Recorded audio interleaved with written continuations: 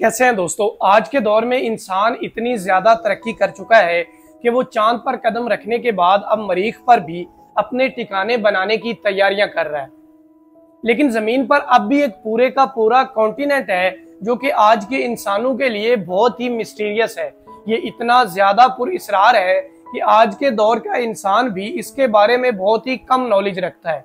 जी हाँ दोस्तों, ये कोई और कॉन्टिनेंट नहीं बल्कि अंटार्कटिका कॉन्टिनेंट है कि जहाँ पर बहुत ही खौफनाक ब्लड वाटर फॉल्स के अलावा mysterious animals, underwater lakes और बर्फ में दबे बड़े बड़े शहर आज भी इसे इंसानों के लिए बहुत ही मिस्टीरियस और पुरअसरार जगह बनाते हैं। इसके बारे में इंसानों के अंदर ऐसी मिस्ट्रीज और ऐसी मिथ्स पाई जाती हैं कि जिनका सुराग आज तक नहीं लगाया जा सका। अगर हम अंटार्कटिका के साइज की बात करें तो ये इतना बड़ा कॉन्टिनेंट है कि इसके अंदर पूरा इंडिया और पूरा अमेरिका फिट आ सकते हैं। इसके तकरीबन 97% हिस्से को तकरीबन 5 किलोमीटर तक गहरी बर्फ ने ढका हुआ है। आप इस पर मौजूद बर्फ का अंदाजा इस बात से भी लगा सकते हैं कि अगर इसकी सारी की सारी बर्फ पिघल जाए तो दुनिया भर के समंदरों के पानी के अंदर तकरीबन 200 फीट तक का इजाफा होगा, जिसकी वजह से कई सारे आइलैंड्स पानी के अंदर डूब जाएंगे और पूरी दुनिया में बहुत ज्यादा तबाही मचेगी। और आपको ये भी बताते चलें कि क्लाइमेट चेंज की वजह से इसकी बर्फ हर साल तेजी के साथ पिघलती जा रही है। इसी के साथ यहाँ पर तकरीबन 300 किलोमीटर पर आवर की स्पीड से बर्फीले तूफान आते हैं और इसका टेम्परेचर तकरीबन -90 सेल्सियस से भी नीचे चला जाता है। दोस्तों, यहाँ पर सारा साल बर्फ पड़ती है और साल के 6 महीने दिन रहता है और साल के 6 महीने ही रात रहती है। इसी तरह दोस्तों, अंटार्कटिका दुनिया का सबसे बड़ा बर्फीला कॉन्टिनेंट होने के बाद ये दुनिया का सबसे खुश्क तरीन कॉन्टिनेंट भी है, क्योंकि यहाँ पर सालाना तकरीबन 51 मिलीलीटर ही बारिश होती है और यहाँ पर ह्यूमिडिटी लेवल सिर्फ और सिर्फ 0.03% है, जिसकी वजह से इसे दुनिया का सबसे बड़ा बर्फीला डेजर्ट भी कहा जाता है। दोस्तों, इन सारी हार्श कंडीशन के बावजूद भी पिछले तकरीबन 100 से 150 सालों के दरमियान दुनिया की तमाम बड़ी सुपर पावर्स इसका कंट्रोल अपने हाथ में लेना चाहती हैं। लेकिन अब सवाल ये पैदा होता है कि इसके अंदर ऐसा क्या है और ऐसा क्या खजाना छुपा है कि जिसकी वजह से दुनिया की तमाम सुपर पावर्स इसे हड़पना चाहती हैं। A composite portrait of a continent which has challenged man since first he could sail beyond the limits of his horizon. The Antarctic continent is surrounded by frozen seas. The south, the bottom of the world, is considerably colder than the top of the world. Missions to study the weird wonders of the amazing Antarctic. For the sum of Antarctica's secrets is but one piece in the greater puzzle that challenges man on all corners of the universe. दोस्तों, अगरचे 18वीं सदी से पहले इंसान ने Antarctica की सरजमीन पर खुद तो कदम नहीं रखा था, लेकिन इसकी कहानियां सैकड़ों साल पहले शुरू हो चुकी थीं और ये नक्शों में भी नजर आता था। 350 BC की बात है जब एक ग्रीक फिलोसोफर एरिस्टोटल वो पहले इंसान बन जाते हैं जिन्होंने ये कहा था कि एक्चुअली में जमीन गोल है और अगर जमीन के नॉर्थ में कुछ है तो जमीन के साउथ में भी कुछ होगा। उस वक्त ग्रीक्स ये जानते थे कि जमीन के नॉर्थ में एक आर्कटिक नाम की जगह है जिसको ये एक्टोस कहकर पुकारते थे। फिर इन्होंने ये फैसला किया कि जमीन के साउथ में जो कोई भी जगह है उसे ये नाम देंगे एंटार्क्टोस का, जिसका मतलब था कि एक्टोस के ऑपोजिट या एक्टोस के मुतबादिल। फिर वक्त गुजरने के साथ साथ ये एंटार्क्टोस एंटार्क्टिका कहलाया जाने लगा। फिर कई सौ सालों बाद 1773 में एक British naval officer James cook वो पहले इंसान बन जाते हैं जो कि एंटार्क्टिक सर्कल के साउथ में गए थे।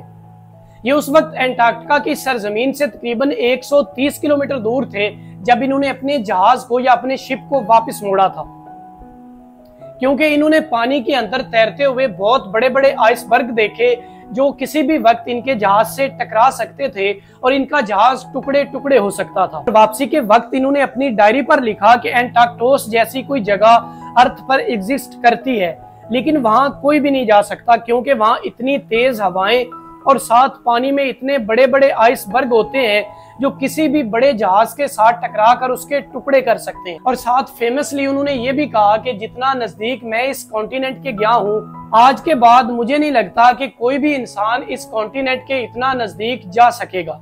लेकिन दोस्तों, फिर इनकी बात 100 सालों के बाद ही गलत साबित होगी, जब 1895 में एक नॉर्वेजियन जहाज जिसका नाम ही एंटार्क्टिक था, वो रास्ता भटक कर एंटार्क्टिका के बिल्कुल किनारे के पास पहुंच गया। दोस्तों, इसमें मौजूद लोगों में से 6 लोगों ने एक छोटी सी बोट निकाली और वो बोट निकाल कर एंटार्क्टिका की सरजमीन पर कदम रखने वाले सबसे पहले इंसान बन गए। उसके बाद फिर काफी सालों तक इसके बारे में कई सारी एक्सपीडिशन की गई, जिनमें कई सारी साइंटिफिक डिस्कवरीज हुई, जिनमें इसकी अहमियत और ज्यादा बढ़ती गई। दुनिया को ये पता चला कि यहाँ पर बहुत सारी साइंटिफिक रिसर्चेज की जा सकती हैं और हो सकता है कि कल को यहाँ से ऑयल और गैस के ज़खायर भी मिलने लगे या ऑयल और गैस के ज़खायर दरियाफ्त हो जाए।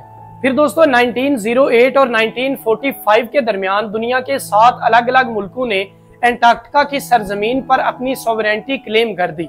ये 7 मुल्क थे: United Kingdom, Argentina, Australia, Chile, France, New Zealand और नॉर्वे। लेकिन दुनिया के बाकी कई मुल्क इस क्लेम को नहीं मानते थे। तो फिर साल 1950 में सोवियत यूनियन ने ये ऐलान किया कि अगर उनसे पूछे बगैर या उनको बताए बगैर कोई भी कंट्री एंटार्क्टिका की सरजमीन पर टेरिटोरियल क्लेम करेगी तो सोवियत यूनियन उसको नहीं मानेगी और उसको रद्द कर देगी। तब सोवियत यूनियन और अमेरिका के दरमियान कोल्ड वार का भी आगाज हो चुका था और दुनिया में ये डर फैलने लगा कि ये दोनों बड़ी कंट्रीज और सुपर पावर ताकतें आखिर एंटार्क्टिका की सरजमीन को ही जंग के तौर पर इस्तेमाल करना ना शुरू कर दे। लेकिन खुशकिस्मती से ऐसा नहीं हुआ। उसके बाद फिर साल 1958 को अमेरिकन प्रेसिडेंट एइजनहावर बाकी दुनिया के मुल्कों को एक नोटिस इशू करते हैं, जिसमें वो कहते हैं कि दुनिया की तमाम बड़ी सुपर पावर ताकतों को एंटार्क्टिका की सरजमीन को लेकर उनके दरमियान एक ट्रीटी साइन होनी चाहिए, जिसमें ये इंश्योर किया जा सके कि एंटार्क्टिका की सरजमीन हमेशा के लिए आजाद और पीसफुल रहेगी। उनके इस नोटिस के बाद 15 अक्टूबर 1959 को वाशिंगटन में एक कॉन्फ्रेंस होती है इस ट्रीटी को लेकर और इस ट्रीटी के बारे में बहस की जाती है। फिर 1 दिसंबर को ये एंटार्क्टिक ट्रीटी साइन कर दी जाती है। दोस्तों, इस ट्रीटी के अंदर 3 मेन बातें थी। उनमें से पहली बात ये थी कि एंटार्क्टिका की सरजमीन को हमेशा पीसफुल पर्पस के लिए ही इस्तेमाल किया जाएगा।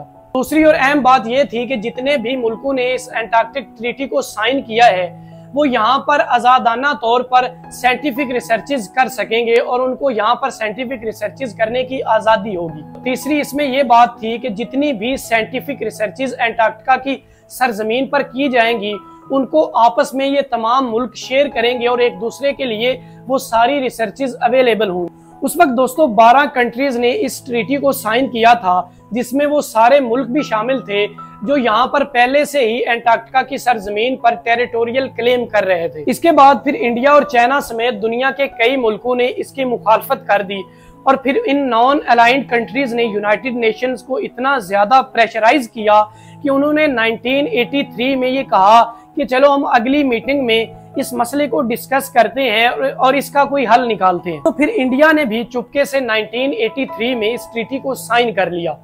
उसके बाद से लेकर आज तक दुनिया की कई सारी कंट्रीज के साइंटिस्ट एंटार्क्टिका की सरजमीन पर अपनी अपनी रिसर्चेज कर रहे हैं।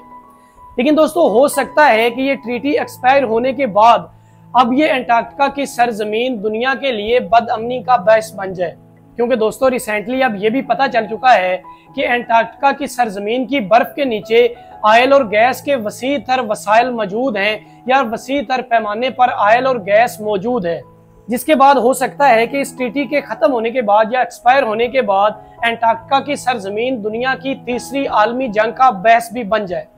दोस्तों, मैं उम्मीद करता हूं कि आपको मेरी आज की वीडियो अच्छी लगी होगी।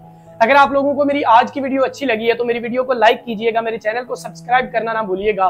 मिलते हैं किसी नेक्स्ट और अच्छी वीडियो में, तब तक के लिए अपना बहुत सारा ख्याल रखिएगा। अल्लाह हाफिज।